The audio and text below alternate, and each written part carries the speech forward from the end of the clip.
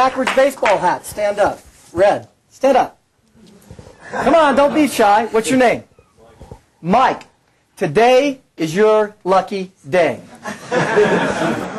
You were just hired right out of college as an entry-level research assistant for a very prestigious Washington, D.C. public relations firm. And it's your first day on the job, and guess what? You even have your own cubicle. And you're putting there pictures of your high school baseball team, you know, your dog, your girlfriend, everything, and you're psyched. And you're barely in there when the big boss calls a meeting of the entire staff and says, hey, everybody into the big conference room. So everybody's there, you're ushering in, you're brand new, you're psyched, you're ready to go. And she says, I've got great news. Sarah Palin's newly constructed campaign team has hired us to put together a strategy for the 2012 presidential campaign to show America, who had misgivings about her, why she should be presidential. Now, I know all of our staff doesn't know too much about Governor Palin, but I just hired one of the smartest guys I have ever seen right out of college from UC, and that is Mike.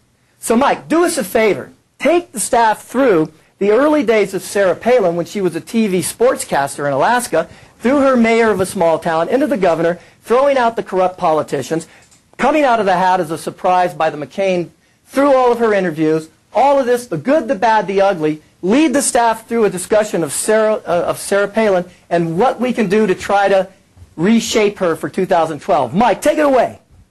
Mike, have a seat. Okay, who's laughing the loudest? Hi, stand up. Yes. What's your name? Kelsey. Everybody say hi to Kelsey. Hi, Kelsey. Kelsey, this is your lucky day. Because out of a very prestigious Washington PR firm, a brand new entry-level position just opened up. And you've been hired to fill it. Now, again, Stacy, is that what you... Kelsey, okay. And it's your first day on the job. You have your own cubicle. And you've got pictures of the high school cheerleading, Thanksgiving around grandma's, the kitten, the boyfriend, whatever. You got it all set up, and the big boss calls a meeting. Everybody's into the conference room. And he says, I've got great news. President Obama is worried about 2012 and re-election. Because as we all know, the criticism was nobody knows him. And let's face it, he won, but 57 million people did not vote for him. So he wants us to put together a strategy while he's president that we can show the American people that didn't vote for him why he should be re-elected in 2012. Now, I know a lot's not known about him, and I know our staff doesn't know much, but I just hired, for the second time, a very bright, energetic University of Colorado student, Kelsey. So, Kelsey, lead a staff discussion for us about the early days of Barack Obama, where he met his wife at Harvard. He came back and was a community organizer in Chicago, later ran for the Chicago Assembly and won that, won a first term as senator as a large unknown, made the keynote in 2004 at the Democratic Convention, campaigned bitterly against Hillary Clinton, won, and then won and beat John McCain. What we need you to do is take us through all the controversial things with his shady characters, all this other stuff that we don't know about him. Lead the discussion of how Obama got to where he was way back when, through today, and give us some ideas in the staff about what we can do to make the rest of America love this man. Kelsey, take it away. Have a seat, Kelsey. Okay, now I'm going to ask everybody a question, and I want you to count to 3 and give me the answer. Here's the question.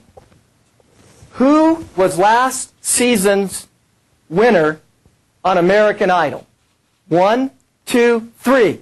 David Cook. David Cook. Thank you. I know it was a long time ago, but some of you still remember.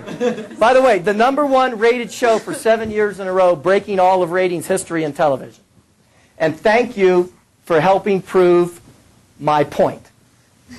And my point is, what?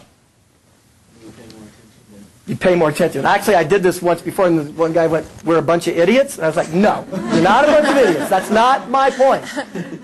But my point is simply, you are what you know. And for the rest of your life, you are judged by what you know. how you're able to articulate what you know to others, and how you can weed through the bombardment of mass messaging by all forms.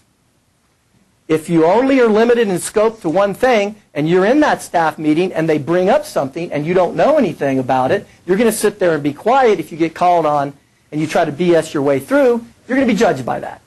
So remember this from tonight. You are what you know, and you're judged by everybody on how well you articulate what you know. And to get to that, let's talk a little bit about how we get our information. Because let's face it, and use the presidential campaign. I mean, this was the longest thing in 2.5 years, right? Longest one. My happiest thing on Election Day last Tuesday was the fact that we don't have to watch any more of the ads. Because let's face it, my state, Nevada, and your state, Colorado, were battleground states, and they were bombarding us with these messages, right? 85% of us get the vast majority of our news and information from where? Speak up, come on. Television, of course. 13% of us get the vast majority of our news and information from where? Internet. Thanks to you guys, post-baby boomers. Only 2% of us get our news and information mainly from where? Print. It's the dinosaur. It's the one dying out. 5 years ago when the study was done, it was flipped. Internet was 2% and print was 13%. And now as technology through cable and satellite are making the TV one day become your computer, then the study's going to show that 98 to 99% of where you get your information through your television set, because it's also going to be your computer, and print's going to go away. So that's what you're looking at. Why? Anybody want to take a shot? Do we get the vast majority of our information from television? Anybody? It's easy. Thank you. That's it. It's easy. Otherwise known as passive. How many of you have TV on as background noise when you're home and you're paying your bills, you're writing a letter? How many of you have it on as background? How many have it on like, you're writing your term paper or studying for your final? It's okay, they know. Yeah, we keep it on. And we're not really paying attention. And we're doing something, and all of a sudden your ear picks up something, and you're like, oh. And because television is dumbing it down, 30 seconds later, they've got the story out, and you're like, oh, cool, I didn't know that. And then boom, you're down.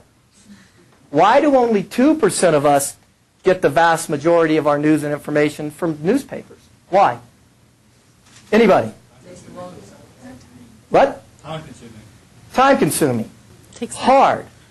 And I said this in some classes I was talking to today, so any of you that were here, don't give this stuff away. But what's the first thing you have to be able to do to get your news and information from a newspaper? You have to know how to read. And look, I travel around the country, and that's not a given. Okay? Trust me. You guys are a little smarter than a lot of the other schools I talk to. So you have to be able to read. What's the second thing you have to be able to do after you know how to read? You have to understand the words. Okay? In TV, if it's more than 2 syllables, we get real nervous in our scripts, right? Newspaper guys like to write those big, long, giant, fancy words to prove that they know what, how smart they are. So you have to understand the words. Now, what's the third thing you have to be able to do after you know how to read and you're understanding at least the words that the writer's writing? What's the last thing you need to be able to do? Analyze. You finally have to figure out, and hopefully if you follow those 3, you're going to retain because your mind worked that hard to do it, right?